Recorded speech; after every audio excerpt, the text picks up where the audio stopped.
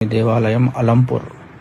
పితృదోషం ఉన్నవారు ఈ జన్మలో వారు ఏ పాపకర్మలను చేయకపోయినా కుటుంబం ఇబ్బందుల పాలవుతూ ఉంటుంది, కష్టాలకు లోనవుతూ ఉంటుంది.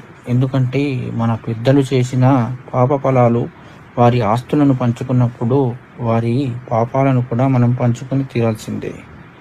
ఈ శ్మశాన నారాయణుడి ఆలయాలు భారతదేశంలో బహు అరుదుగా దర్శనమిస్తాయి.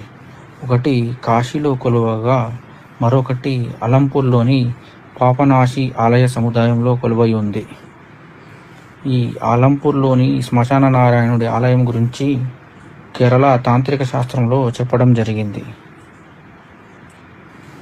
అలంపూర్ హరిత హోటల్ పక్కన ఒక చిన్న దారి ఉంటుంది. ఆ చిన్న దారి ఎడమ వైపున 1.2 కిలోమీటర్ల దూరంలో పాపనాశీశ్వర ఆలయ సముదాయం ఉంటుంది.